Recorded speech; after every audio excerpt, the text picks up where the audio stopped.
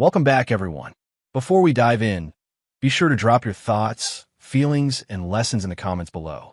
Like the video and subscribe so you never miss stories like this. Let's get into it. The cruelest thing my wife, Sidel Carver, ever did to me wasn't the divorce. It was the way she locked me out of my own home, told a courtroom I abandoned her, and let her family stand in my doorway like bouncers, smiling, while I carried my life out in trash bags. She didn't cry. She didn't flinch. She watched me sleep in my car the first night and still filed papers saying I was the one who disappeared.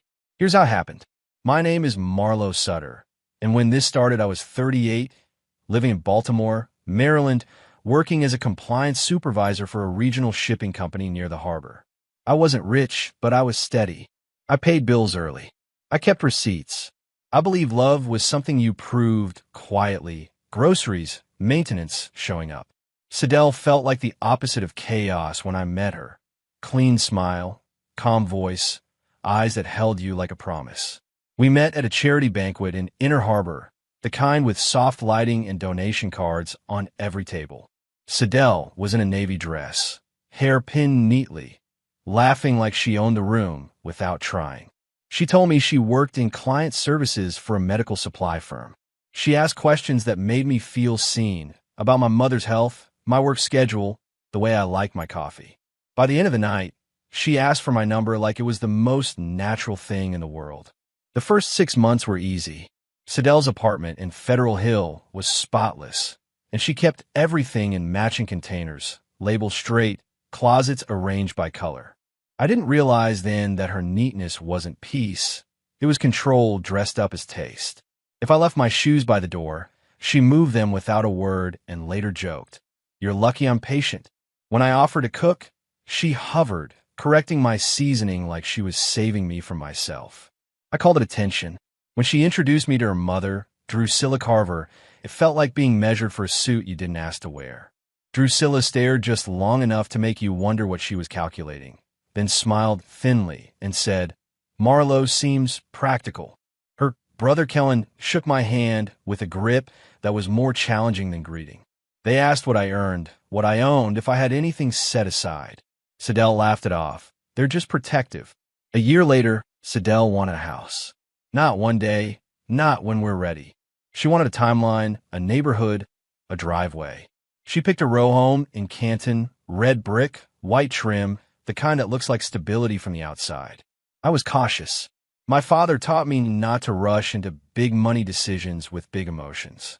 Sidel responded by going quiet for days at a time, then resurfacing sweet and apologetic, saying she just wanted a future. We got married in Annapolis, small venue, tasteful flowers, her mother's guest list longer than ours. Sidel insisted on a post-nuptial agreement a few months after the wedding, calling it mature and responsible. She said it would keep things clean if something ever happened. I didn't like the idea, but she framed it like love with paperwork. "If you're confident," she said, "you shouldn't be afraid." Her attorney, Eamon Price, drafted it. My lawyer reviewed it. The postnup was thick with language most people skim. I didn't skim. I read every page, asked questions, and made notes. Sidel got irritated when I slowed the process down. Drusilla called me suspicious. Kellen joked that I must be hiding money. I had nothing to hide. I just didn't want to sign something I didn't understand. In the end, we signed because I wanted peace and because my lawyer said it wasn't unfair if both sides followed it. The house went in both our names, but the down payment came mostly from my savings and an old inheritance from my grandmother. Sidel celebrated the closing like she won a prize. She posted a photo of the keys in her palm with a caption about new beginnings. I told myself her excitement was harmless. We painted the living room a warm gray, bought a dining table, and planted 2 small trees in the yard. For a while, it looked like a life that could last. Then Sidel's tone changed. She started counting what she did and what I didn't. If I worked late, she accused me of choosing strangers over family. If I came home tired, she said I was bringing negativity into her space. Her mother visited more often, rearranging my kitchen cabinets while telling me it was for efficiency. Kellen showed up unannounced, walking through the house like he was checking for weaknesses. Sidel, never defended me. She watched and smiled like it was normal. I didn't notice how carefully Sidel had separated our finances until I tried to simplify them. I suggested one shared account for bills, one for savings, the rest personal. Sidel said she preferred to manage her own. She was always in between banking decisions, always switching apps, always needing time. I shrugged it off. I paid a mortgage for my account, and she reimbursed me. At least she said she did.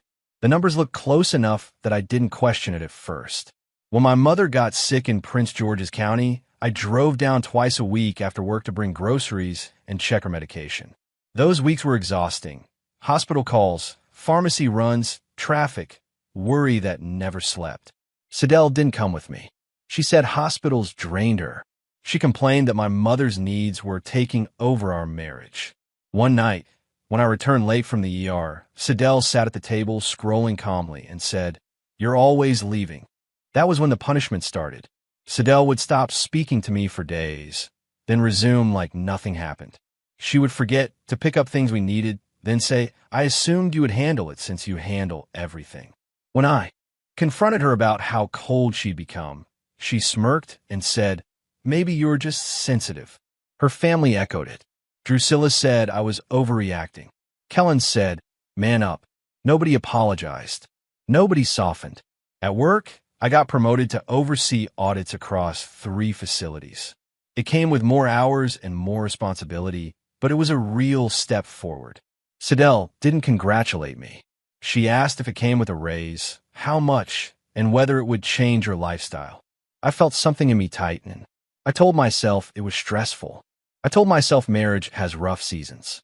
But I started documenting everything out of habit: mortgage payments, utilities, repairs, because something about Sidel's calm felt rehearsed.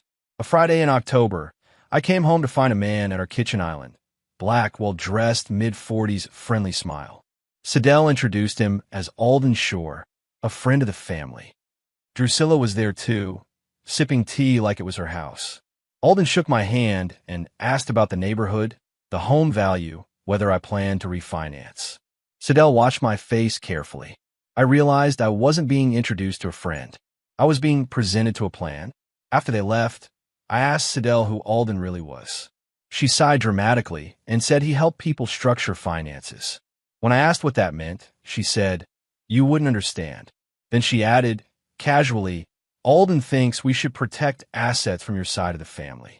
That sentence hit me harder than it should have. My side of the family wasn't a threat. My mother wasn't a thief. Sidel's eyes stayed dry, her voice even, like she was reading a policy. 2 weeks later, a notice came in the mail about an inquiry on our credit. Sidel said it was probably a mistake. Another notice came about a new account. Sidel said it was marketing. I called the number on the letter and learned someone had attempted to open a line of credit connected to our address. The caller couldn't tell me everything, but the attempt was real. When I told Sidel, she didn't look surprised. She smiled slightly and said, "You worry too much." The first time she threatened to kick me out, it was over nothing. I asked for clarity about the bills, why the utility account was being switched again, why reimbursement was inconsistent. Sidel stared at me like I'd broken something valuable. "Maybe you shouldn't live here," she said softly. I laughed because it sounded ridiculous. Then Drusilla, on speakerphone, laughed too and said, "He thinks he's permanent." Sidel's face stayed calm. That was the moment I understood. They weren't joking. I tried counseling. Sidel refused. "I'm not paying someone to tell you you're right," she said. I tried a compromise. She took it as weakness. I tried firmness. She acted like I was dangerous. She started telling mutual friends that I was unstable and controlling. People began treating me differently. Careful voices, canceled plans, polite distance. Sidel never once corrected anyone. She let the story grow because it served her. And the more isolated I became, the bolder she got. One Monday, after I came back from checking on my mother, I found the front door key wouldn't turn. I tried again, thinking I was tired. It still wouldn't turn. Then I heard the deadbolt click from inside, and Sidel's voice floated through the door, calm as a weather report. "You don't live here anymore." I didn't understand at first. I asked if she was serious. She opened the door just enough to hand me a manila envelope, then shut it again. The envelope contained divorce papers and a typed letter from her attorney. The petition claimed I abandoned the home voluntarily. It claimed I refused to contribute financially. It hinted that I was emotionally unsafe. My hands shook reading it on the front steps while neighbors walked past pretending not to see. Sidel didn't come outside. Instead, Kellen opened the door and leaned in the frame, smiling with his arms crossed like security. He said, "You need to leave before you embarrass yourself." I called the police, not to start a fight, just to get inside and retrieve my things. When an officer arrived, Sidel stood behind Kellen with a composed face and said she feared for her safety. She said I was unpredictable. She said the locks were changed because she needed peace. The officer, stuck between stories, told me it was a civil matter and suggested I contact my attorney. I remember looking at my own living room through the doorway, my couch, my rug, my photo frames, and feeling like a ghost. That night, I drove to a coworker's place in Towson, a man named Tarell Boone who offered his couch without questions. I didn't sleep. My phone kept buzzing with messages from Sidel's friends asking if I was okay, but their tone felt rehearsed, like they'd been briefed. I kept replaying Sidel's expression as she handed me papers through a cracked door. No anger, no fear, just certainty, like she'd been waiting for the day she could say it out loud. Over the next week, Sidel controlled everything. She blocked my access to our joint online accounts and changed passwords for security. She emailed my employer, claiming there was a family emergency and implying I might be distracted. HR called me in, concerned. I felt humiliated explaining that I was dealing with a divorce and that the claims weren't accurate. Sidel didn't care what it cost me. Her goal wasn't just to leave. It was to rewrite the story, so I looked like the reason she had to. I finally got a short window to retrieve belongings with a sheriff's escort. Sidel stood in the living room with her arms folded, watching. Drusilla sat at the dining table like a judge, sipping coffee. Kellen followed me room to room, smirking. Sidel told me I could take personal items only, even though half the furniture was purchased with my money. When I reached for a framed photo of my late father, Sidel said, "Leave it. It looks better here." Her voice was flat, almost bored. I moved into a weekly motel off I-95, the kind with thin curtains and a smell that never fully leaves. I hung my dress shirts on the back of the bathroom door. I ate takeout in silence. I kept going to work because the alternative was to collapse. At night, I stared at the ceiling, listening to people argue in the hallway, and I wondered how a marriage could turn into an eviction so fast. Sidel kept living in the house, posting calm photos like she'd always been alone. When my attorney, Delon Marks, read the divorce petition, his eyebrows lifted. "This is aggressive," he said carefully. The claims were crafted to push for a quick judgment. Abandonment, financial neglect, emotional instability. "They're building a picture," Delon told me, "so the court treats you like a problem, not a partner." I asked how to fight lies written in legal language. Delon didn't flinch. "With documents," he said, "and with their own signatures." I brought Delon everything I had: bank statements showing mortgage payments, receipts for repairs, emails where Sidel asked me to cover expenses, text threads about my mother's hospital visits. He organized it into folders with dates. Then he asked me one question that changed everything. "Do you still have the post-nup?" I said yes. He asked if I had read it closely. I told him I read everything. Delon nodded slowly. "Then you might have more protection than you realize." We reviewed the post-nup line by line. It had the usual clauses: division of certain assets, arbitration language, confidentiality. Then Delon tapped a section labeled mandatory disclosure and truthfulness. The clause required sworn disclosures of all accounts, transfers, and financial interests during divorce proceedings. It also carried a penalty. If either spouse knowingly lied, concealed assets, or submitted false statements, the offending spouse would forfeit any claim to the marital home and be responsible for the other spouse's legal fees. I stared at the page like it was a door I hadn't noticed in a room I'd lived in for years. I asked Delon how enforceable it was. He smiled once, thin and precise. "Very," he said.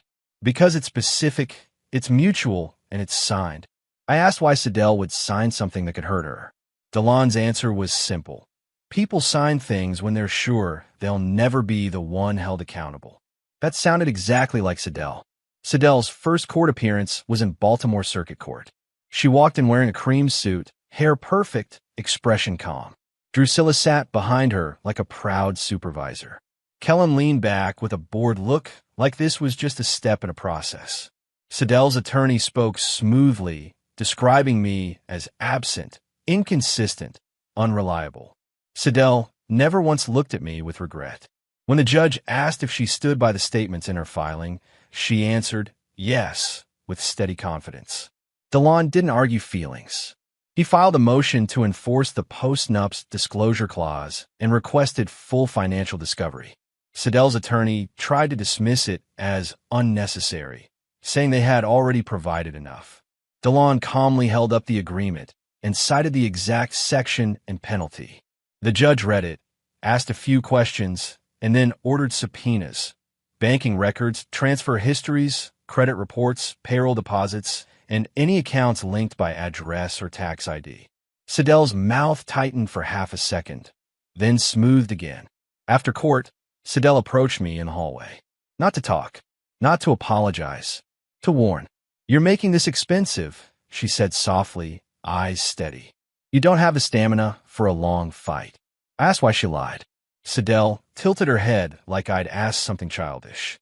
"Because it works," she said. "People believe in a calm woman." Then she walked away, heels clicking like punctuation. Drusilla glanced back at me and smiled as if to say I'd finally earned my lesson. The weeks that followed were slow torture. My motel bill piled up. I paid my lawyer and tried to keep my job steady. I watched my savings bleed while Sidel lived in the house I paid for. Friends stayed quiet. Some stopped speaking to me entirely. One man I'd known since college told me, "Sidel seems so composed. Are you sure you weren't hard to live with?" That sentence stung more than any insult because it meant the lie was working.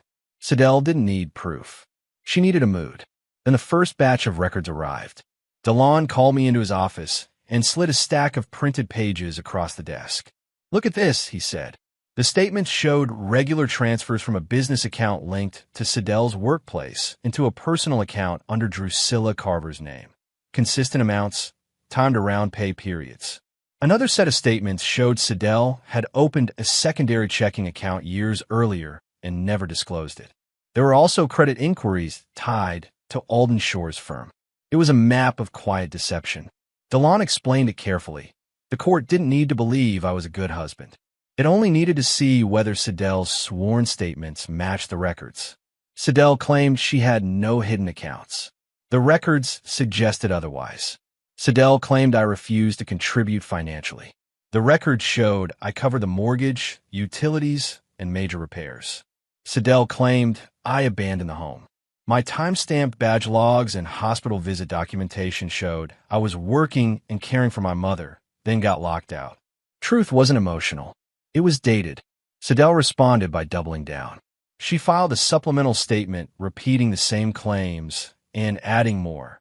She implied I mishandled money, that I had secret debts, that I was irresponsible. She never backed off. She never softened. It was like she believed that saying something calmly made it real. Drusilla started telling people I was trying to destroy a good woman. Kellen sent a text from Sidel's phone one night that simply read, "You are finished." No signature, no mistake, just cruelty. During the second hearing, DeLon presented the discrepancies. He didn't raise his voice. He walked the judge through the clause and showed the account activity.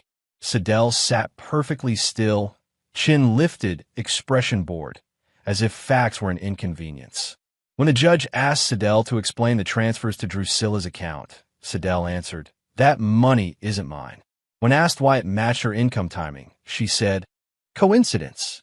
When asked why she didn't disclose the secondary account, she said, "I forgot." Her confidence was almost insulting. The judge wasn't impressed. He ordered Sidel to provide full disclosure under oath and warned her about the post-nup penalty. Sidel nodded as if she accepted the instruction, then walked out and whispered something to Drusilla that made Drusilla smirk. In the parking lot, I sat in my car shaking, not from fear, but from the exhaustion of being treated like I was disposable. I thought about the nights in the motel. I thought about my mother asking why I sounded tired. I thought about my life being edited by people who enjoyed it. The twist came from somewhere I didn't expect. Siddell's own attorney filed a motion to withdraw. Delon suspected he'd realized the evidence was worse than Siddell admitted. Siddell hired a new attorney quickly, someone louder, more combative. But the court didn't reset the clock. The subpoena process continued. And as more record arrived, the story sharpened. Siddell had been routing bonuses through Drusilla, then moving them into a third account labeled as a family savings fund. Alden Shore's firm had consulted on asset sheltering. This wasn't messy. It was intentional. One morning, HR called me again. Siddell had contacted my employer a second time, claiming I was using company access to spy on her. It was absurd and dangerous. I met with my supervisor, handed over my work logs, and asked IT to document my access history formally. They did. It cleared me, but the fact she tried it, again, told me Siddell didn't just want the house. She wanted me weakened. Delon filed it as harassment, adding it to the pattern of false statements. Siddell never apologized. She just kept pushing. The final hearing arrived on a cold morning with a pale sky. Siddell walked in wearing a darker suit this time, lips pressed into a line. Drusilla sat behind her, face blank. Kellen wasn't smiling anymore. The judge reviewed the disclosures Siddell submitted under oath, then compared them to the subpoenaed records. The room felt tight. Siddell's attorney argued technicalities, said some accounts were not relevant, said the transfers were family arrangements. The judge's voice stayed calm when he answered, "Relevance is defined by the agreement you signed."